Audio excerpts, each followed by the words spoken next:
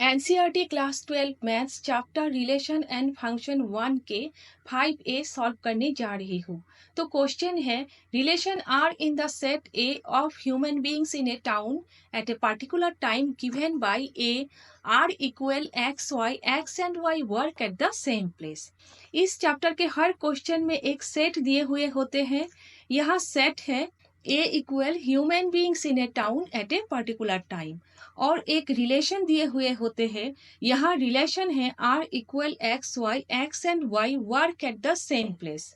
Relation के अंदर condition है x and Y work at the same place. ये क्वेश्चन हम left hand side equal right hand side करके करेंगे। अब रिफ्लेक्सिव होने के लिए सेम पेयर वैल्यू होना जरूरी है, जैसे ए बी बी इस टाइप के। लेट एक्स इंक्लूड टू ए जो सेट दिए हुए हैं, एक्स इंक्लूड टू आर ये गिवन है, सोच लेते हैं।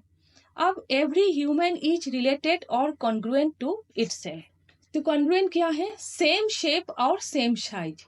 अगर एक ट्रायंगल को आप कॉपी और पेस्ट करोगे तो दोनों ट्रायंगल सेम शेप और सेम साइज के होंगे, तो दोनों ट्रायंगल एक दूसरे के कॉन्ग्रुएंट है। Similarly every human is congruent और रिलेटेड टू इटसेल्फ। तो एक्स इंक्लूड टू आर, सोच लीजिए एक ह्यूमन और उनके कॉपी, तो x include to R, so R is reflexive. अब सिमेट्रिक होने के लिए सेम पेयर का उल्टा पेयर होना जरूरी है आर के अंदर। Let X Y include to A. अब X Y include to R and X and Y work at the same place, ये गिवन है, सोच लेते हैं। तो y and x also work at the same place.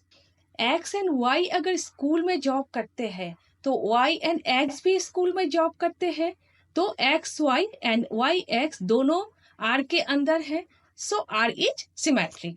अब ट्रांजिटिव सोच लेते हैं, x y and y z include to r and x and y work at the same place and y and z work at the same place, ये given है, सोच लेते हैं।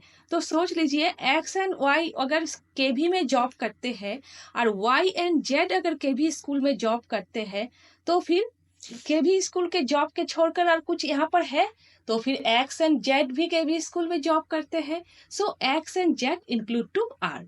So X Y Z X Z तीनों R के अंदर है, so R is symmetric.